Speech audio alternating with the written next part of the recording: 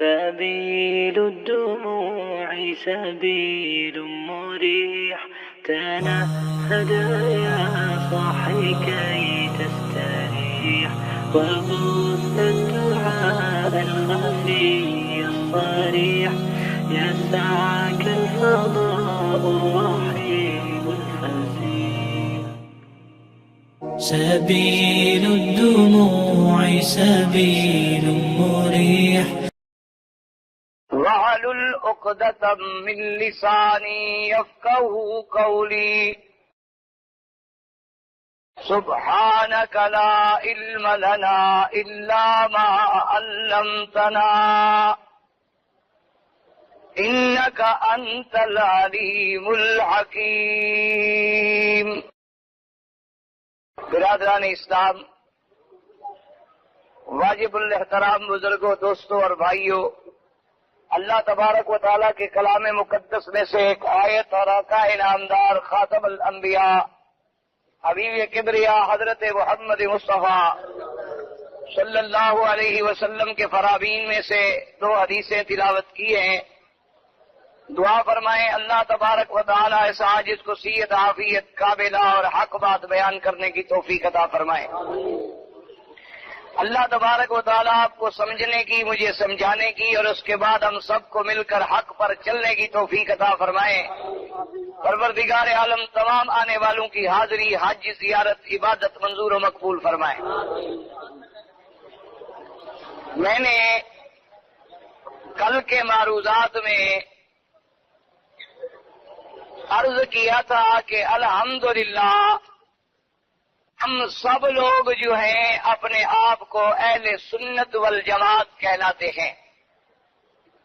اللہ تبارک و تعالی صحیح معنوں میں ہمیں اہل سنت والجماعت بنائے اور اسی پہ قائم رکھے اور اسی عقیدہ حقہ پہ موت عطا فرمائے.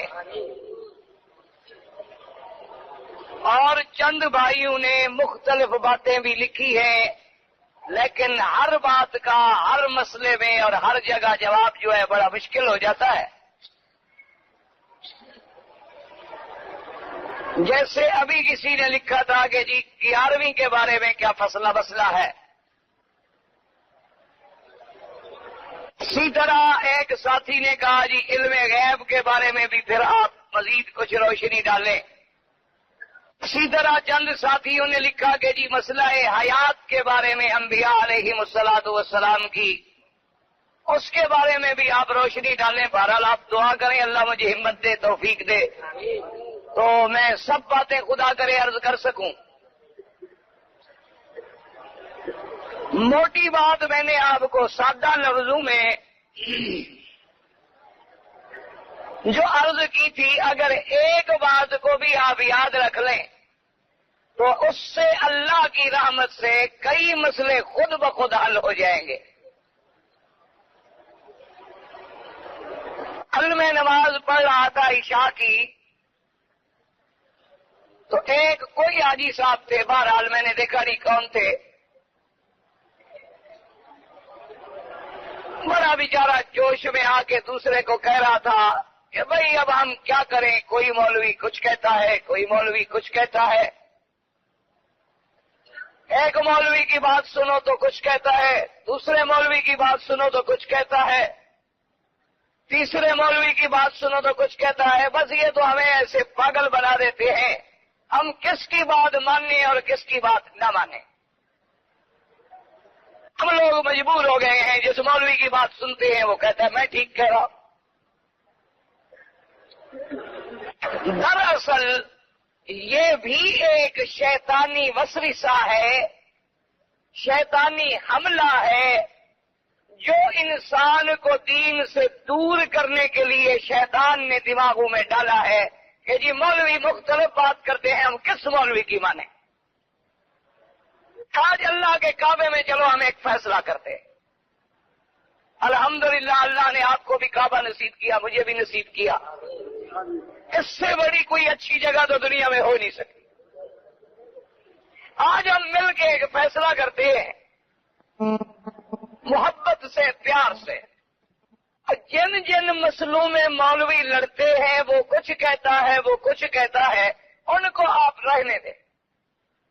جن مسئلوں میں مولوی کوئی جھگڑا نہیں کرتا وہ تو آج مان لو۔ کیا بات؟ جس میں جھگڑا کرتے ہیں مولوی ان کو ایک طرف رہنے دو۔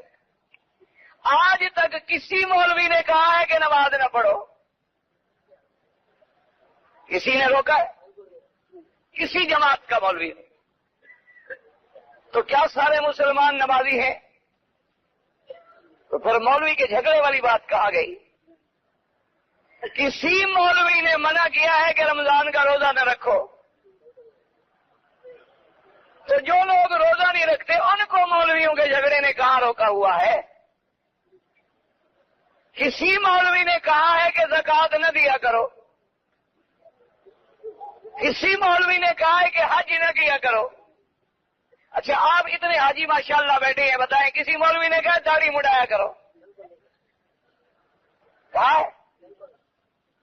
نہ کسی مولوی نے کہا یار اس کا نام مجھے بتاؤ۔ تو لوگ داڑھی جو مڈاتے ہیں یہ بھی مولویوں سے تنگ ہے کہ ایک مولوی کہتا ہے مڈاؤ، ایک کہتا ہے رکھاؤ، ایک کہتا ہے نہ رکھاؤ، ایک کہتا ہے تھوڑی رکھاؤ، ایک کہتا ہے بڑی رکھاؤ، اس لیے تم داڑھی مڈاتے ہو کہ مولویوں کا جھگڑا ہے۔ تو بات سمجھ آئی کہ مولویوں کا جھگڑا نہیں، جھگڑا شیطان کا ہے۔ اس نے ہمارے دماغوں میں دین سے دور کرنے کے لیے ایک بات ڈال دی ہے کہ جی چھوڑو میاں مولوی تو لڑتے ہیں اور ایک کچھ کہتا ہے اور ایک کچھ کہتا ہے۔ اصل بات یہ نہیں ہے، اصل بات یہ ہے میں نے کسی مولوی کا کلمہ نہیں پڑھا۔ ہم نے کس کا کلمہ پڑھا ہے؟ لا الہ الا اللہ محمد رسول اللہ۔ اللہ کا حکم ہوگا، وہ تورات میں بھی ہو تو ہم نہیں مانتے، انجیل میں بھی ہو تو ہم نہیں مانتے، زبور میں بھی ہو تو ہم عمل نہیں کرتے، کیونکہ ہم نے آگے پڑھا ہے محمد الرسول اللہ کہ مولا حکم تیرا ہوگا، زبان محمد کی ہوگی۔ سب کہہ دو صلی اللہ علیہ وسلم۔ موسیٰ اللہ کا نبی ہے، آنکھوں پہ ہے، تورات اللہ کی کتاب ہے، عیسیٰ علیہ السلام اللہ کا نبی ہے، انجیل اللہ کی کتاب ہے، زبور اللہ کی کتاب ہے، داؤد اللہ کا پیغمبر ہے، لیکن ہم ان شریعتوں پر بھی، ان کتابوں پر بھی، ان احکام پہ بھی عمل نہیں کرتے، کیونکہ ہم پابند ہیں صرف ایک پیغمبر کے جس کا نام ہے محمد الرسول اللہ صلی اللہ علیہ وسلم۔ تو پھر مولویوں کے جھگڑے والی بات کہاں رہ گئی؟ ایک بات۔ دوسری بات یہ یاد رکھیں کہ ایک اختلاف ہوتا ہے اہل حق میں اور ایک اختلاف ہوتا ہے باطل کے ساتھ۔ آپ دونوں کو ملا نہ دیا کریں۔ ایک باپ بیٹے کا جھگڑا ہے، ایک بھائی بھائی کا جھگڑا ہے، ایک تیرا میرا علاقے کے ڈاکو چور لٹیرے سے جھگڑا ہے، ایک تیرا میرا ہندو یہودی نصرانی سے جھگڑا ہے۔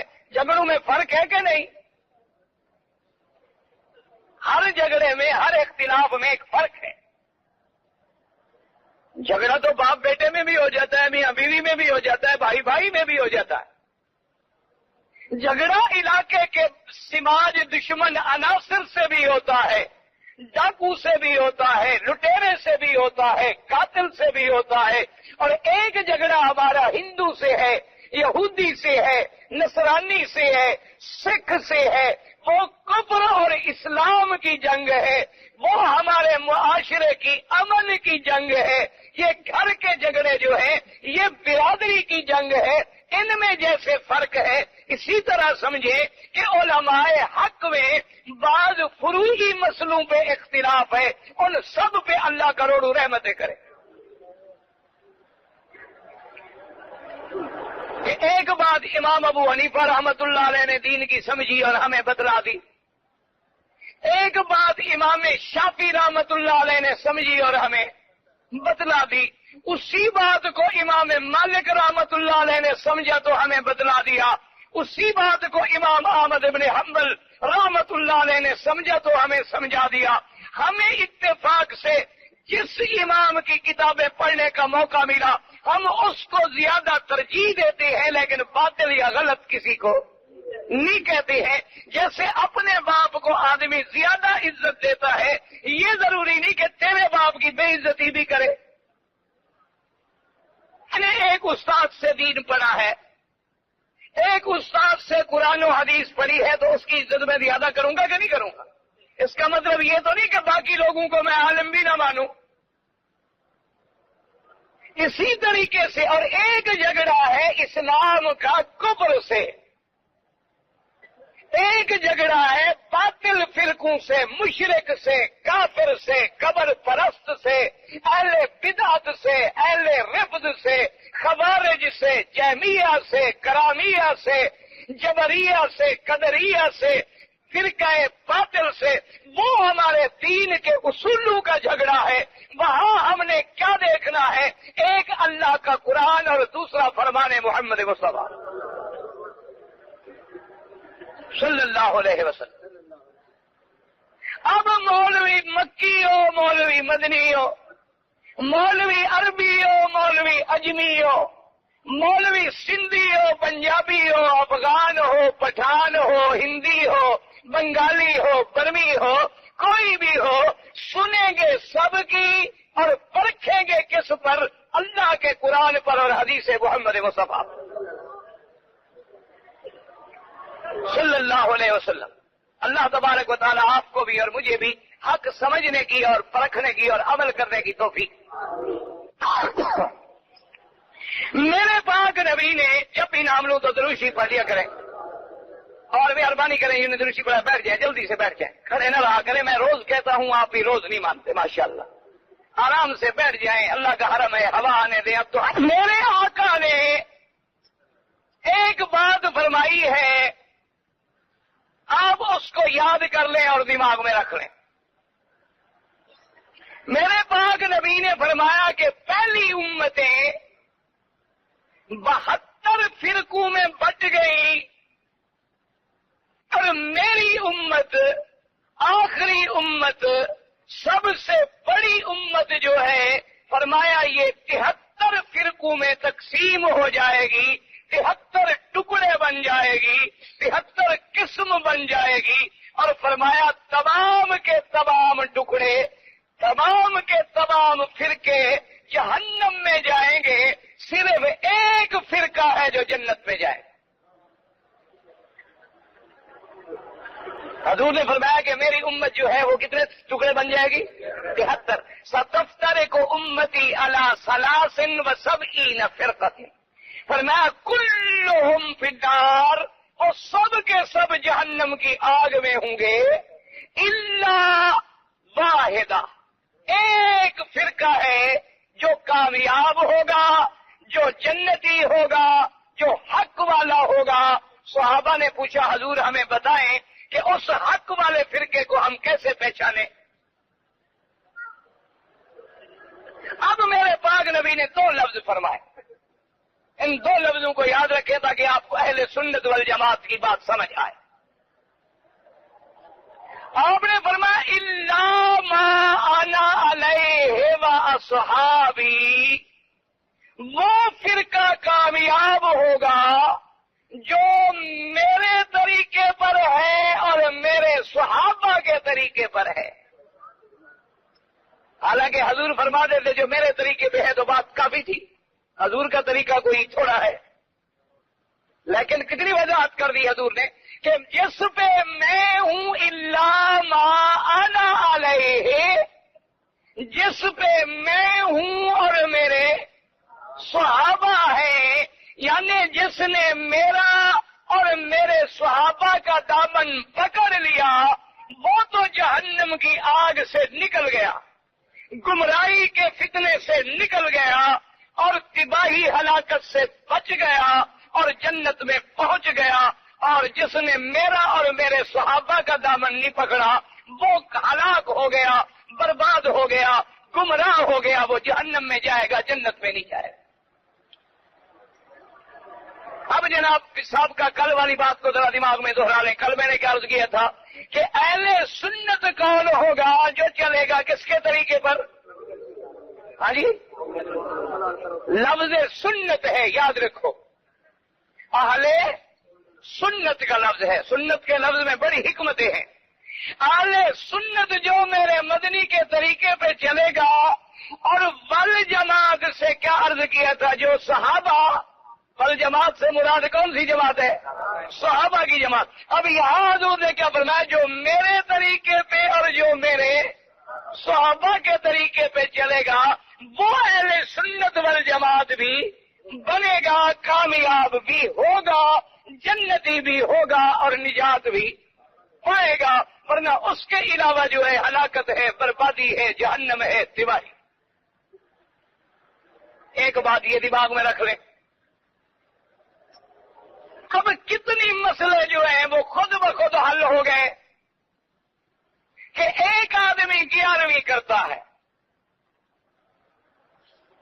اور 11ویں کی نسبت وہ کرتا ہے پیران پیر کی طرف کہ ہر مہینے کی 11ویں کی رات میں دودھ تقسیم کرتا ہے پیران پیر کے نام سے. اب ہمیں یہ دیکھنا ہوگا کہ یہ 11ویں جو ہے کیا حضور کی سنت ہے؟ حضور کی سنت تو بن نہیں سکتی، پیران پیر تو بعد میں پیدا ہوئے، لہذا سنت بھی نہیں ہے، صحابہ کے عمل میں بھی نہیں ہے. اچھا، اگر صحابہ نے ہم نے کی پیران پیر کی 11ویں، صحابہ اگر کرتے کسی صحابی کی 11ویں، کسی پیغمبر کی 11ویں، کسی اللہ کے نبی کی 11ویں، اہل بیت رسول کی 11ویں، حضرت حسین کی شہادت 10 کو ہوئی تھی، حضرت حسین کے نام کی 11ویں، تو کوئی ہم دلیل بھی پکڑتے کہ بھائی وہ بھی کرتے تھے اور ہم بھی کرتے ہیں. کچھ بات ملتی جلتی ہے، لیکن اگر نہ سنت میں ملے نہ صحابہ میں ملے تو وہ کام جو ہوگا وہ اہل سنت والجماعت کا نہیں ہوگا بلکہ اہل. سمجھ آ رہی ہے بات کہ نہیں آ رہی؟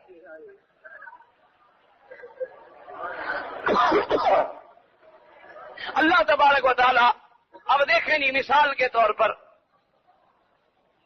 حضرت اللہ پاک سمجھ، اب جناب ٹھنڈے دل سے سمجھیے، کوئی ناراضگی نہیں ہوتی. آپ نے خیرات کرنی ہے، آپ سارا سال خیرات کریں، کوئی خیرات سے منع نہیں کرتا. ایک بات یاد رکھو، اللہ کے لیے خیرات کرنی ہو، امنا میں، عرفات میں، مکے میں، مدینے میں، آپ نے نہیں دیکھا لوگوں نے گاڑیاں لگائی ہوئی ہیں، ٹرک لگائے ہوئے ہیں، کوئی روٹی بانٹ رہا ہے، کوئی کھجوریں بانٹ رہا ہے، کوئی دودھ بانٹ رہا ہے، کوئی شربت بانٹ رہا ہے، کوئی برف بانٹ رہا ہے. کوئی خیرات پہ پابندی ہوتی تو وہ لگا دیتی دنیا. خیرات پہ کوئی پابندی نہیں، لیکن جب ہم خیرات کو اللہ کے علاوہ غیر سے نسبت کر دیں کہ اللہ کے نام پہ نہیں ہے بلکہ پیر کے نام پہ ہے، اور ایک رات معین کر دیں اور عقیدہ یہ رکھیں کہ اگر ہم نے یہ 11ویں نہ کی تو ہمارے دودھ خشک ہو جائیں گے، ہمارے بچوں کو نقصان ہوگا، ہمارے گھر میں برکت نہیں آئے گی. یہ جب عقیدہ رکھے یہ بدعت نہیں رہتی، اللہ معاف کرے، یہ تو شرک اور کفر تک بات چلی جاتی. اللہ تبارک و تعالی ہر مسلمان کو صحیح سمجھ عطا فرمائے. نفع نقصان کا مالک کون ہے؟ اگر ہم نے یہ عقیدہ کر لیا کہ میں نے 11ویں نہ منائی تو میرے بیٹے کو تکلیف، تو اب نفع نقصان کا مالک کس کو سمجھا؟ 11ویں والے کو. اللہ والے کو سمجھتے تو 11 والی بات کو درمیان میں نہ لے آتے. تو اب جب ہم نے یہ نیت کر لی تو اپنے حلال کو بھی حرام کر لیا اور اپنے آپ کو اہل سنت والجماعت سے بھی نکال دیا. اگر آپ نے پیران پیر کے نام پہ خیرات کر کے ثواب بھیجنا ہے، سارا سال خیرات کریں، سارا سال لنگر لٹائے. آپ 11 کو بھی کریں، 12 کو بھی کریں، 13 کو بھی کریں، 14 کو بھی کریں، 15 کو بھی کریں. یہ تاریخ مقرر کرنے کا اختیار اللہ نے کسی پیغمبر کو بھی نہیں دیا ہے۔ 9 کی تاریخ حج کے لیے ہے، 10 کی تاریخ نہر کے لیے ہے، 11-12 رمی کے لیے ہے، طواف زیارت کے لیے ہے، رمضان کا مہینہ روزے کے لیے ہے۔ یہ تمام تاریخیں جو مقرر کی ہے تو کس نے کی ہے؟ یہ تھوڑی سی ایک سمجھنے والی بات ہے، اگر بنیادی بات سمجھ آ جائے تو بات ہم نے ہر کام میں، اسی لیے میں نے کل عرض کیا تھا کہ کل ہوں، 7 جمعراتیں ہوں، 40واں ہو، 11ویں ہو، اور عرس ہو، میلاد ہو، رجبی ہو، ان سب کو سنت اور جماعت کے پیمانے میں تول لو۔ اگر دلیل میں سنت مل جائے الحمدللہ، اگر صحابہ کا عمل مل جائے الحمدللہ، اگر سنت میں بھی وہ کام نہ ملے اور صحابہ میں بھی وہ کام نہ ملے تو اہل سنت والجماعت سے ہم نکل جائیں گے، اب اہل بدعت و ضلال میں ہم آ جائیں گے، اور اللہ ہر مسلمان کو بدعت اور ضلال سے بچائے۔ اب جناب سمجھیں کہ صحابہ جو ہیں ان کا مرتبہ اور مقام کیا ہے۔ سب دل سے آپ درود شریف پڑھیں اور میں عرض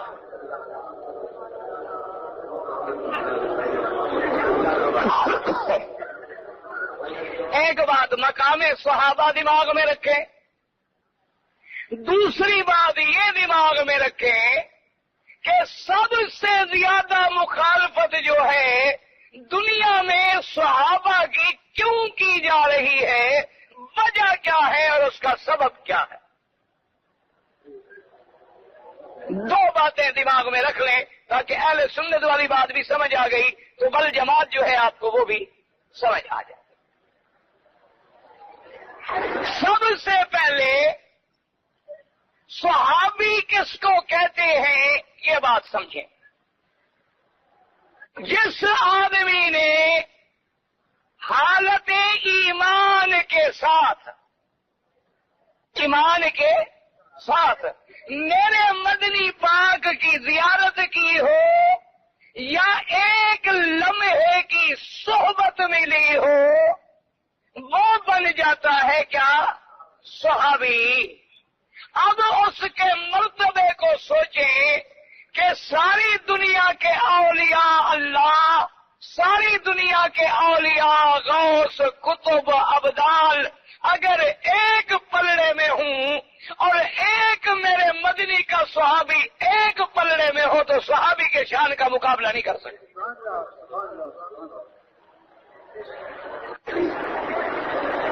کیوں کہ اللہ کا ولی ہے، غوث ہے، کتب ہے، بڑا درجہ ہے، اللہ ان کے کروڑوں رحمتیں کرے، لیکن اس کو زیارت نصیب نہیں ہوئی میرے مدنی محمد مصطفیٰ کی۔ اور جس کو زیارت نصیب ہو گئی، چاہے ایک لمحے کے لیے، ایک منٹ کے لیے بھی زیارت نصیب ہو گئی ہے، لیکن ایمان کے ساتھ، یہ یاد رکھے۔ کیوں ایمان نہ ہو تو زیارت تو ابو جہل کو بھی ہوئی ہے، ایمان نہ ہو تو زیارت تو ابی لہب کو بھی ہوئی ہے، ایمان نہ ہو تو زیارت عتبہ عتیبہ شیبہ ربیعہ ولید بن المغیرہ کو بھی ہوئی ہے، ایمان نہ ہو تو مکے کے کافروں اور مشرکوں کو بھی زیارت نصیب ہوئی ہے، ایمان ہو تو ایک منٹ کی صحبت کافی ہے، ایمان نہ ہو صحبت بھی ہو، رشتہ بھی ہو، تعلق بھی ہو، قرابت بھی ہو، حضور سے پیار بھی ہو، حضور سے محبت بھی ہو، وہ کام نہیں آتا۔ ہمارے ہاں بھی یہی غلط فہمی ہے لوگوں کو۔ بعض لوگوں کے عقیدے میں یہ آ گیا ہے کہ بھئی ہم چونکہ حضور سے محبت کرتے ہیں، بھئی اللہ رسول سے محبت کرو، اللہ والوں سے محبت کرو، نہ نماز ہو نہ روزہ، چھوڑو عجیبت محبت جو کرتے ہیں۔ میرے آقا مدنی محمد مصطفیٰ صلی اللہ علیہ وسلم آپ سفر میں تشریف لا رہے ہیں، سفر فرما رہے ہیں، اونٹنی پہ سوار ہیں، سامنے سے ایک اونٹنی پہ پدو ہے، وہ بھی اونٹنی پہ آ رہا ہے، اس نے قافلے کو ہاتھ دیا، میرے مدنی پاک نے اپنا قافلہ جو ہے وہ روک لیا۔ حضور نے فرمایا کیا بات جاتے ہیں کیا کہتے ہیں؟ اس نے کہا جی مجھے مدینے کا راستہ بتا۔ حضور نے فرمایا کہ کیوں مدینے جانا چاہتے ہو؟ اس نے کہا میں نے سنا ہے کہ وہاں اللہ کے نبی حضرت محمد پاک تشریف لائے ہیں، میں ان کی خدمت میں جا رہا ہوں۔ حضور نے فرمایا اللہ کے بندے تو بڑا خوش قسمت ہے، تجھے مبارک ہو، جس نبی کو تو ڈھونڈنے نکلا تھا وہ اللہ کا نبی میں ہوں صلی اللہ علیہ وسلم۔ اب دیکھیں ہے بدو جنگلی آدمی ہے، لیکن بات کتنی پکی کی ہے اور پتے کی ہے۔ کہتا ہے حضور اگر آپ اللہ کے نبی ہیں علمنی کما علمک اللہ۔ دیکھو بدو ہے جنگلی، جنگل میں رہنے والا، لیکن بات کتنی پیاری کی۔ کہتے ہیں حضور آپ مجھے وہ پڑھا دیں، وہ سکھا دیں جو آپ کو اللہ نے سکھلایا ہے۔ تو حضور کو کس نے سکھلایا؟ اللہ نے سکھلایا۔ رسول ہوتا کس کا؟ اللہ کا۔ جب اللہ کا رسول ہے تو سکھانے والا، پڑھانے والا، سمجھانے والا کون ہے؟ اللہ۔ حضور نے فرمایا ٹھیک ہے۔ حضور پاک نے اسے ایمان کی شرطیں سمجھائی اور وہ چپ کر کے سنتا رہا۔ صحیح حدیث مبارک میں واقعہ موجود ہے، جب میرے مدنی پاک نے ساری بات فرما لی تو اس نے کہا قد اقررت بذالک، کہ حضور آپ نے جو فرمایا ہے نا میں اقرار کرتا ہوں، میں قبول کرتا ہوں۔ صحابی کہتے ہیں کہ ابھی یہی آخری لفظ اس کی زبان سے نکل رہا تھا، اونٹنی کا پاؤں کسی غار میں کسی اپنے گڑھے میں پڑا، اونٹنی کو جو دھکا لگا وہ بیچارہ اونٹنی سے گرا، کمزور آدمی تھا، گرا اور اسی وقت شہید ہو گیا۔ اب دیکھیں صرف ایک دفعہ اقرار کیا، نہ نماز پڑھی ہے، نہ روزہ رکھا ہے، نہ لمبی چوڑی صحبت کا موقع ملا ہے، ایک منٹ میں زیارت ہوئی، ایمان ہوا، شہید ہو گیا۔ حضور اپنی اونٹنی سے اترے اور اس کے سر کو اٹھا کے اپنی گود میں رکھ لیا صلی اللہ علیہ وسلم۔ اور آقا نے فرمایا کہ میرے صحابہ ابھی ابھی جبریل نے مجھے خبر دی ہے کہ یہ آدمی کئی دن سے بھوکا پیاسا سفر کر کے میری تلاش میں نکلا تھا، اللہ نے اسے ملا دیا ہے، میرے صحابی کی موت آ گئی ہے اور جنت کے دروازے اس کے لیے اللہ نے کھول دیے۔ اب دیکھیں ایک منٹ کی صحبت ملی ہے اور کسی عمل کرنے کا موقع بھی نہیں ملا ہے، لیکن درجہ کتنی بلند ہو گیا کہ سر محمد مدنی کی گود میں آ گیا، جنازہ میرے مدنی پاک نے پڑھا ہے، دفن میرے مدنی پاک نے کیا ہے، ایک منٹ کی صحبت ہے کیونکہ صحابی بن گیا۔ اسی طرح میرے پاک نبی نے دوسری بات ہمیں سمجھا دی، فرمایا کہ سنو لو انفق احدکم، اگر کوئی غیر صحابی احد پہاڑ کے برابر سونا خیرات کرے اور میرا صحابی ایک مٹھی کے برابر جو خیرات کرے، سونے کا پہاڑ میرے صحابی کا مقابلہ نہیں کر سکتا۔ ہم سونے کا پہاڑ خرچ کریں اور صحابی اللہ کے راستے میں ایک مٹھی کے برابر یا اس سے تھوڑا یا زیادہ جو یا گندم خیرات کرے، حضور نے فرمایا تم اس کے ثواب کو نہیں پہنچ سکتے ہو۔ وجہ کیا ہے کہ وہ میرا صحابی ہے، اس کو اللہ نے زیارت نصیب کی ہے، حضرت محمد رسول اللہ۔ اور صحابہ کا میرے اللہ نے قرآن میں کیسا پیارا نقشہ کھینچا ہے۔ دعا کرو مسلمانوں اللہ ہمیں صحابہ کی محبت عطا فرما دے، اللہ ہمیں صحابہ سے تعلق عطا فرما دے، اللہ ہمیں صحابہ کے اتباع نصیب کر دے اور صحابہ کی جماعت میں قیامت والے دن ان کے ساتھ کھڑا کر دے۔ اب سنت کس کی میں نے بتلائی تھی؟ سنت کس کی تھی جی؟ نام لے لیں محمد۔ اب دیکھو قرآن نے نقشہ کیسا کھینچا اور میں ہے والذین معہ، جو میرے نبی کے ساتھ ہے۔ نبی کے ساتھ نہ تم ہو، نہ میں ہوں، نہ مولوی ہے، ہے نہ پیر ہے، صرف صحابہ ہے۔ والذین معه اشداء علی الکفار رحماء بینہم، اللہ نے فرمایا کافروں کے مقابلے پہ وہ بڑے شدید ہیں، بڑے سخت ہیں، اور آپس میں بڑے پیارے، بڑے رحیم ہیں، بڑے آپس میں ملنسار ہیں۔ اور نشانی دیکھیں کیا بتائی، تراہم رکعا سجدا یبتغون فضلا من اللہ ورضوانا، اللہ نے فرمایا میرے مدنی کے صحابہ کو دیکھو، کیا جب دیکھو گے تو یا رکوع میں کھڑے ہیں یا سجدے میں پڑے ہیں، اور چاہتے کیا ہے، فرمایا یبتغون فضلا من اللہ ورضوانا، اللہ کا فضل ڈھونڈتے ہیں، اللہ کی رضا چاہتے ہیں۔ میرا اللہ کوئی نشانی بھی ہے، فرمایا سیماہم فی وجوہہم من اثر السجود، اللہ کی عبادت کر کے ان کے چہرے میں ایک علامت پیدا ہوئی ہے۔ یہ علامت نہیں ہے جو ہمیں داغ پڑ جاتا ہے، یہ تو گرمی میں کل تم پتھر میں 15-20 منٹ مارتا رگڑو تمہیں بھی پڑ جائے گا، لوگوں نے شاید یہی داغ سمجھا ہے۔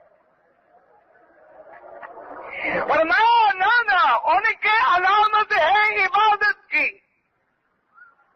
اس کی علماء نے مثال دی ہے کہ ایک آدمی کی رات تہجد میں گزرے، قرآن پڑھنے میں گزرے، اللہ کے ذکر میں گزرے، اور ایک بندے کی رات شراب میں گزرے، زنا میں اور گناہ میں گزرے۔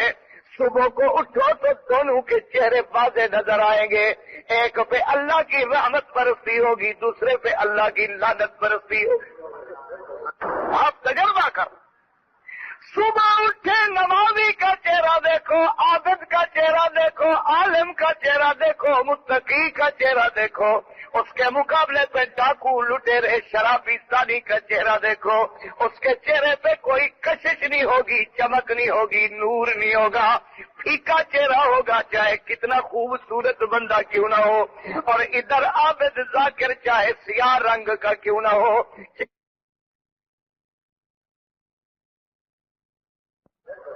آپ تجربہ کر، صبح اٹھے نمازی کا چہرہ دیکھو، عابد کا چہرہ دیکھو، عالم کا چہرہ دیکھو، متقی کا چہرہ دیکھو، اس کے مقابلے پہ ڈاکو لٹیرے شرابی زانی کا چہرہ دیکھو، اس کے چہرے پہ کوئی کشش نہیں ہوگی، چمک نہیں ہوگی، نور نہیں ہوگا، پھیکا چہرہ ہوگا، چاہے کتنا خوبصورت بندہ کیوں نہ ہو، اور ادھر عابد ذاکر چاہے سیاہ رنگ کا کیوں نہ ہو، چہرے میں کشش ہوگی، دل کرے گا کہ میں زیارت کر لوں۔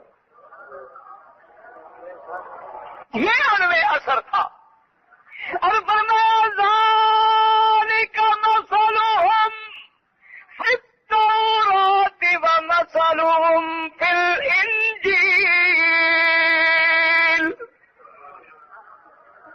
فرمایا پھر جیسے میں نے اپنے مدنی کا، میں نے اپنے پاک نبی حضرت محمد مصطفیٰ جیسے ان کا ذکر تورات میں بھی کیا، انجیل میں بھی کیا، کتابوں میں بھی کیا ہے، اسی طرح سے ذکر صحابہ کا بھی سابقہ کتابوں کے اندر بھی موجود ہے، سابقہ کتابوں میں ان کی نشانیاں بھی موجود ہیں، علامات بھی موجود ہے۔ اس لیے ایک صحابی کہتے ہیں کہ میں نصرانیوں کے ایک بڑے معبد میں گیا، نصرانی ہے، ان کا دیر ہے، عبادت قضا ہے، اور ان کا بڑا پادری جو ہے اس نے جب مجھ سے پوچھا کہ تم کہاں سے آئے ہو، میں نے کہا میں مدینے سے آیا ہوں۔ اس نے کہا اچھا مدینے سے آئے ہو تو تم میرے ساتھ آؤ، میں تمہیں اپنے عبادت خانے میں، معبد میں، تمہیں اپنے کنیسہ میں لے جاتا ہوں۔ کہتا مجھے لے گیا، جا کے صندوقیں کھولی، الماری کھولی، ایک تصویر دکھائی، کہا اس کو پہچانتے ہو؟ میں نے کہا نہیں پہچانتا۔ کہا یہ آدم کی تصویر ہے. دوسری دکھائی، تیسری دکھائی، چوتھی دکھائی، پانچویں دکھائی. کہتا دکھاتا گیا، کھانے کھولتا گیا، تصویریں دکھاتا گیا، مجھ سے پوچھتا گیا کہ جانتے ہو پہچانتے ہو؟ میں نے کہا میں نہیں پہچانتا. اور کہتا ہے اچھا. پھر دوسرے کمرے میں گیا، ایک اور الماری کھولی، اس کے کھانے کھول کھول کے مجھے تصویریں دکھلائی. کہا پہچانتے ہو؟ میں نے کہا میں تو نہیں پہچانتا. سب سے آخر میں کہتا ہے کہ ایک تصویر کھولی، میں نے جب اس پہ نظر ڈالی، غور سے دیکھا، مجھے کہا پہچانتے ہو؟ میں نے کہا پہچانتا ہوں. کہا یہ کون ہے؟ میں نے کہا میرا مدنی محمد مصطفیٰ ہے صلی اللہ علیہ وسلم. کہا اچھی طرح غور کر لو. میں نے کہا کتنا غور کر لوں؟ میں تو ابھی مدینے سے آیا ہوں، میں تو روز دیکھنے والا ہوں، میں کیسے بھول سکتا ہوں؟ کہتا پھر ایک اور تصویر نکالی، کہتا اس کو پہچانتے ہو؟ یہ کون ہو؟ میں نے کہا یہ ابو بکر ہے. سب کہہ دو رضی اللہ عنہ. گو تصویریں رکھنا اسلام میں منع ہے. مسئلہ سمجھ لو. ہمارا تصویروں پہ عقیدہ نہیں ہے، وہ نصرانیوں کا کام تھا. انہوں نے کتابیں پڑھ پڑھ کے اپنے تخیلات سے ایک تصویریں بنائی تھی، اور بعد نے کہا حضرت دانیال نے بنائی تھی. بہرحال ان کی شریعت سے ہمارا کوئی تعلق نہیں. ہمیں تو یہ دیکھنا ہے کہ جب تصویر آئی آخر میں تو کس کی آئی؟ محمد رسول اللہ. اور اس کے بعد جب آئی کہنے لگے اس کو پہچانتے ہو؟ میں نے کہا پہچانتا ہوں. کہا کون ہے؟ میں نے کہا جی اس کا نام تو ابو بکر ہے. کہنے لگا اور بھی کچھ جانتے ہو؟ میں نے کہا اور تو میں کچھ نہیں جانتا. اس نے کہا تو سنو، یہ آخری نبی ہے، خاتم الانبیاء ہے، سید الاولین والآخرین ہے، اور یہ ان کا ساتھی ہے جو مدنی کے بعد محمد کے خلافت کے تخت پہ بیٹھے گا. کیوں؟ اللہ جو فرماتا ہے ذالک مثلہم فی التوراۃ ومثلہم فی الانجیل.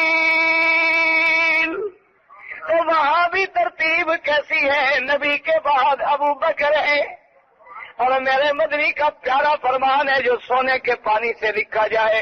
فرمایا ارحم امتی بے امتی ابی بکر. فرمایا اگر رحمت والا بندہ دیکھنا ہو تو ابو بکر کو دیکھ لو.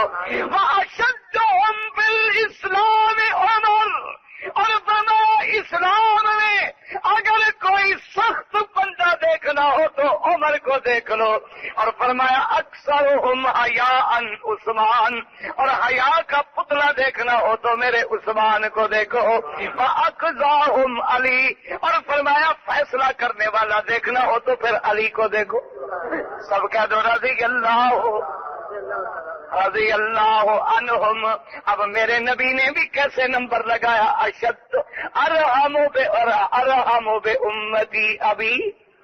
حضور کی صفت کیا ہے؟ رحمت للعالمین. تو جو نبی کے زیادہ قریب ہوگا رحمت بھی زیادہ. حضرت امیر المومنین سیدنا عمر بن الخطاب. سب کہہ دو رضی اللہ عنہ. جب صحابہ کا نام ہے رضی اللہ عنہ کہا کرو. مسلمانوں 1400 سال میں تاریخ انسانیت اٹھا کے دیکھو، جتنا مظلوم میرے نبی کا صحابی ہے کوئی مظلوم نہیں ہے.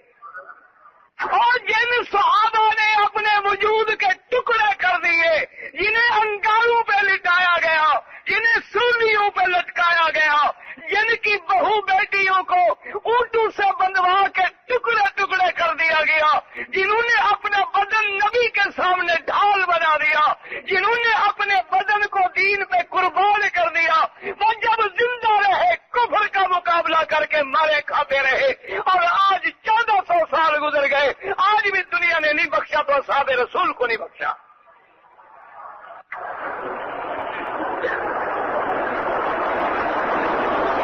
سید عمر بیٹھے ہیں،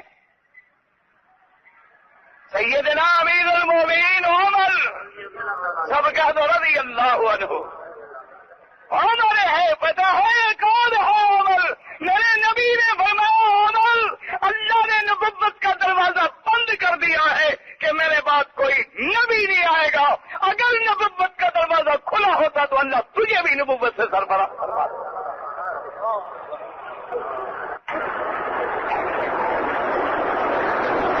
حضرت عمر بیٹھے ہوئے ہیں، ایک بوڑھا آدمی آتا ہے، چل نہیں سکتا، لکڑی پہ ٹیک لگائے ہوئے ہے، ایک نوجوان بچہ ساتھ ہے، آ کے سلام کیا، حضرت عمر کی مجلس میں بیٹھ گیا اور اپنی پوٹلی کھولی، کھول کے اندر سے ایک پرانا سا میلا سا کاغذ نکالا اور حضرت عمر کے سامنے رکھ دیا۔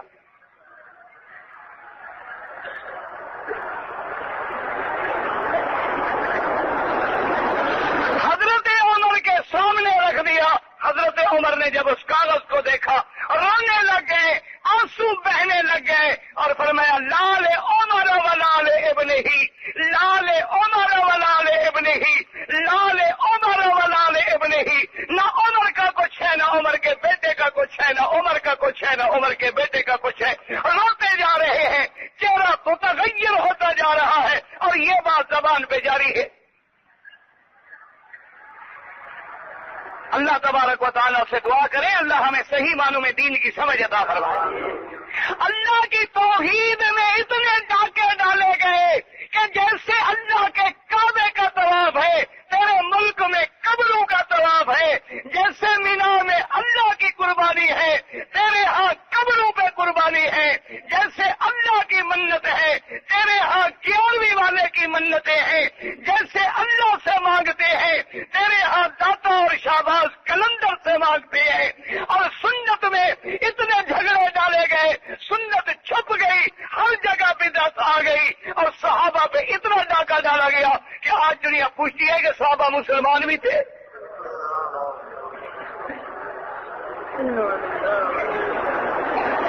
انا للہ و انا الیہ راجعون۔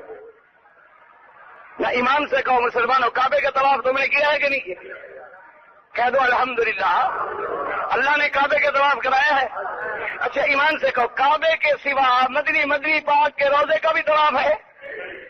اگر اللہ کے کعبے کے سوا میرے مدنی کی مزار کا بھی طواف نہیں ہے تو پھر آپ ہمارے ملک میں داتا کی قبر پہ، پاک پٹن میں، شہباز کلندر میں، ہر بزرگ میں، انڈیا میں جائیں دیکھیں، نظام الدین اولیاء پہ، سلیم الدین چشتی پہ، جن مزارات پہ جیسے ہاتھ باندھے کھڑے ہیں جیسے اللہ کے گھر کا طواف ہو رہا۔ ہم بات کریں کہتے ہیں وہاں بھی ہے، ولیوں کو نہیں مانتے، کیا کو نہیں مانتے؟ اولیاء اللہ کے گستاخ ہیں، اولیاء اللہ کے دشمن ہیں۔ اچھا اب تم نے اپنے حج کی قربانی کہاں ذبح کی ہے؟ مینا میں نہ کرو، مدینے میں کرو تو قربانی ہو جائے گی۔ ہاں جی، کہاں ہوگی؟ جہاں اللہ کا۔ اور ہمارے ملک میں جو اٹا ہے، گھٹا ہے، پیر کے نام کا سٹا ہے، وہ بھی قبر کے بغیر ادا نہیں ہوتا، تو یہ قربانی میں مقابلہ نہیں۔ دل سے غور کرو، سیکھو، سمجھو۔ اچھا اب اللہ کے کعبے کے آگے آپ کھڑے ہیں، ملتزم پہ کھڑے ہیں، کبھی حتیم میں کھڑے ہیں، کبھی حجر اسود پہ کھڑے ہیں، کبھی مقام ابراہیم پہ کھڑے ہیں، ہاتھ پھیلائے، ہندی ہے، سندھی ہے، بلوچی ہے، افغانی ہے، عربی ہے، ہجوی ہے، گورا ہے، کالا ہے، مختلف زبانیں ہیں، کس سے مانگ رہے ہیں؟ اور وہاں جو کھڑا ہے شہباز کلندر، ایک بچہ تھا کھڑا، سلیم الدین چشتی نے حکم دیا تھا تو اکبر کا بیٹا پیدا ہو گیا تھا، اور خود کتنے لاکھوں اللہ کے پیر فوت ہو گئے جن کی اپنی اولاد بھی نہیں ہوئی۔ مسئلہ سمجھو وہاں بھی بھائی، تیسرے دن کل بدعت ہے، جمعرات بدعت ہے، 40واں بدعت ہے، کیونکہ میرے مدنی نے نہیں کیا۔ کہتے ہیں دیکھیں جی خیرات کا بھی دشمن۔ بھائی اذان سے پہلے ان اللہ و ملائکتہ اور صلاۃ و سلام پڑھنا، بعد میں پڑھنا، نمازوں کے بعد کھڑے ہو کے پڑھنا، کہتے ہیں دیکھا جی نبی کے صلاۃ و سلام کا بھی دشمن.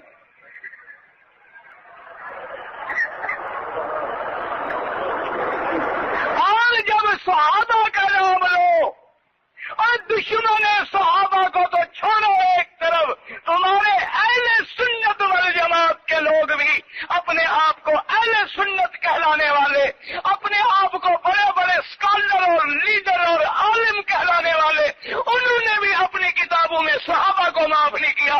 صحابہ نے یہ غلطی کی، صحابہ نے یہ غلطی کی، صحابہ نے یہ غلطی کی، صحابہ نے یہ غلطی کی.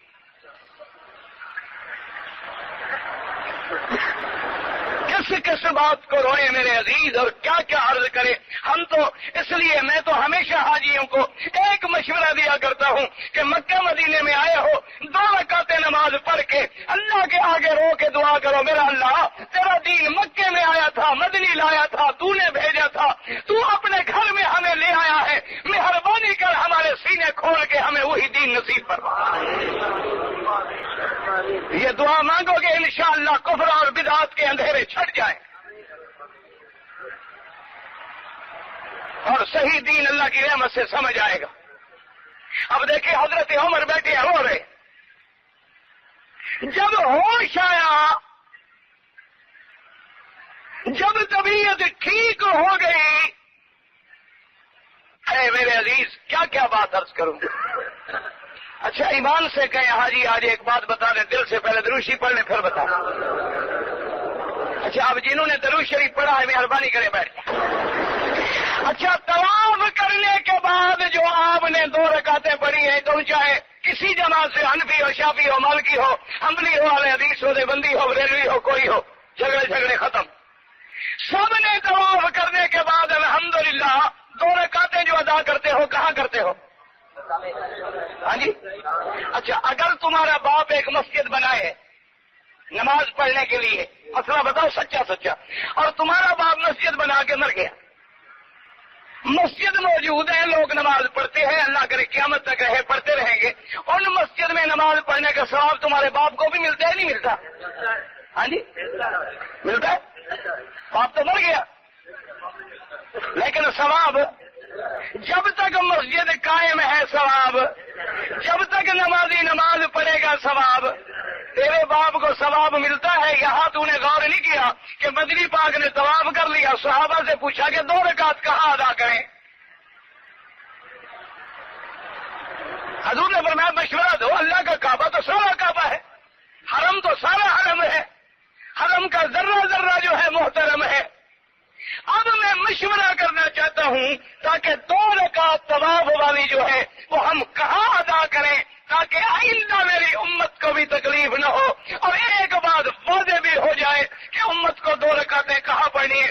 سارے صحابہ بات کرتے آئے. حضور نے دیکھا حضرت عمر کی طرف، آپ نے فرمایا عمر تم کیوں چپ کھڑے ہو، بولو بتلاؤ تمہاری کیا رائے ہے؟ اور نے کہا حضور ہم تو غلام ہیں، آپ جہاں سجدہ کریں گے ہم وہی سجدہ کریں، ہم تو غلام ہیں، ہم نے تو اتباع کر دی ہے نا آپ کی، آپ جہاں نماز پڑھیں گے ہمارے لیے وہی جگہ سنت ہو جائے گی، اسی جگہ پہ ہم نماز پڑھیں گے. حضور نے فرمایا وہ بات ٹھیک ہے لیکن میں نے مشورہ پوچھا.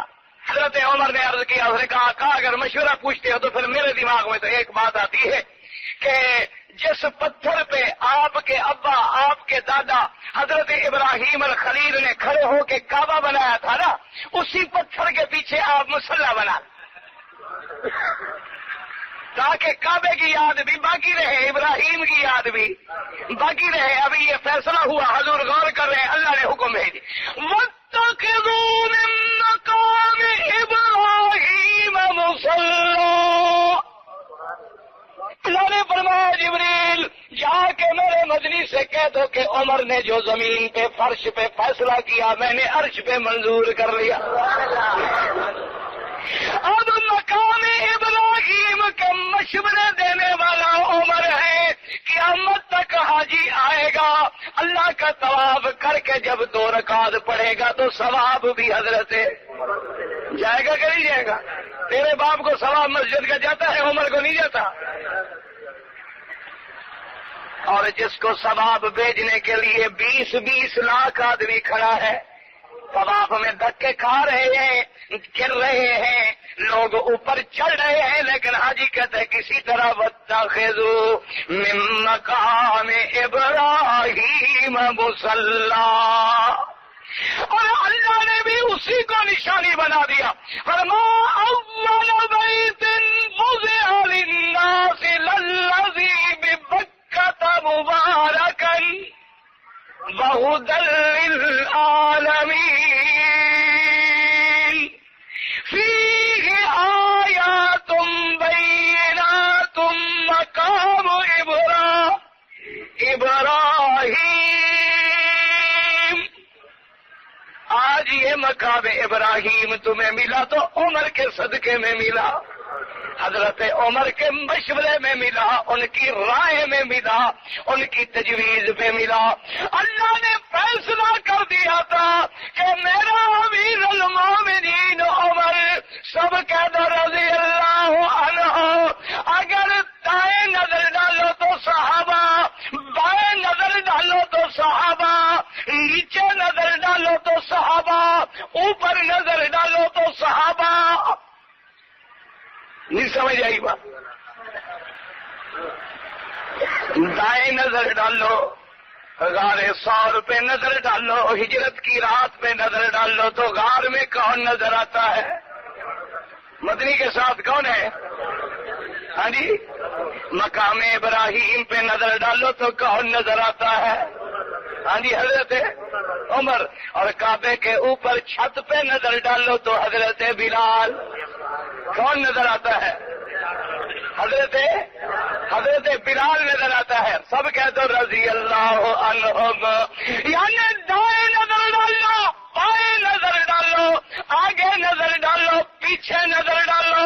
اس لیے میرا مدنی جب بدر میں کھڑے ہیں، مدینے کے صحابہ چونکہ کبھی جنگ نہیں لڑے، حضور ذرا دل میں اداس ہیں کہ آج پہلی جنگ ہے، عدد بھی تھوڑا ہے اور بندے بھی تجربہ کار ہیں، جنہوں نے کبھی جنگ نہیں لڑی، ساری زندگی کھجوروں کے باغوں میں جن کی گزر گئی ہے۔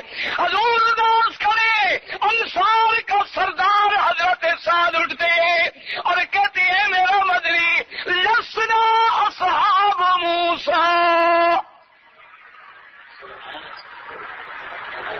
اللہ دعا کر اللہ صحابہ کے نام پہ ہمیں ایمان دے۔ یاد رکھو، جس آدمی نے نبی کو نہیں ماننا، خدا کو نہیں ماننا، صحابہ کو نہیں ماننا تو محمد کو نہیں ماننا۔ سیدھی سی بات ہے۔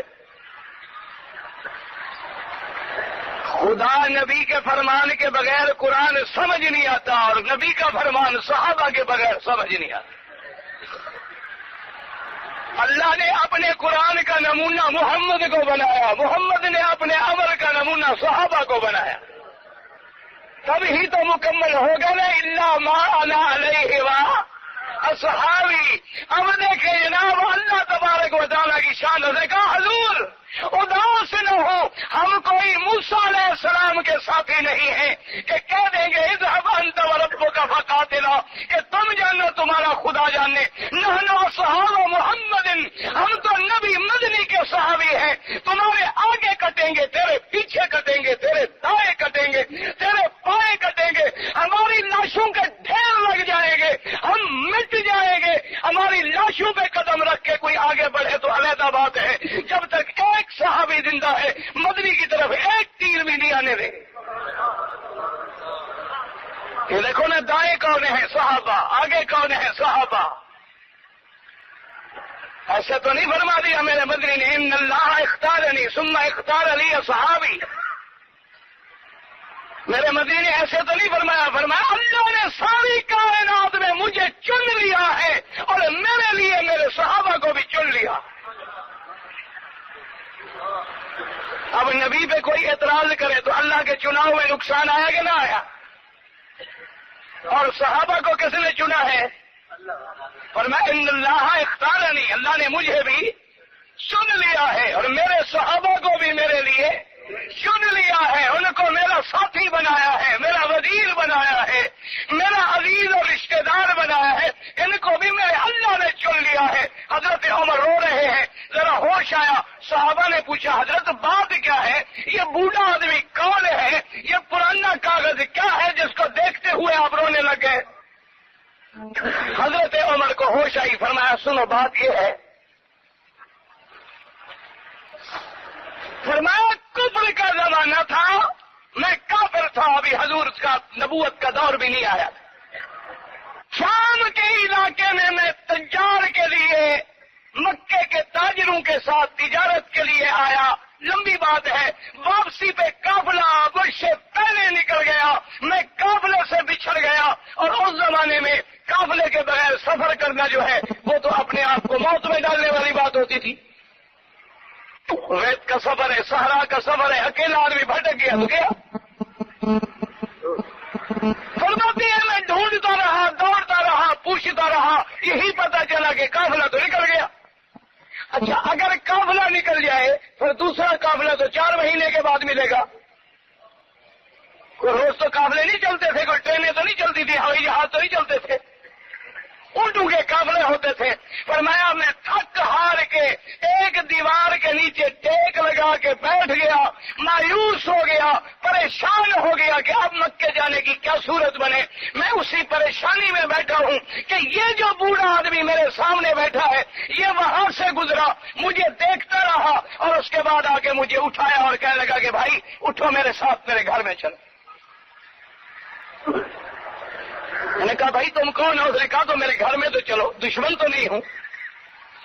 میں نے کہا میرا تو قافلہ بچھڑ گیا، میں پریشان بیٹھا ہوا ہوں۔ اس نے کہا فکر نہ کرو، تم میرے گھر میں چلو، قافلہ تمہارا اونٹوں کا ہے، کل شام کو وہ نکلا ہے، تم آج کا دن میرے پاس آرام کرو، رات آرام کرو، اللہ نے مجھے بہت کچھ دیا ہے، میں بڑے تیز رفتار گھوڑے تمہیں دے دوں گا، نوکر تمہیں دے دوں گا، اور وہ تمہیں ایک دن میں بچھڑے ہوئے قافلے سے پہنچا دیں گے، کوئی فکر نہ کرو، میرے گھر میں چلو۔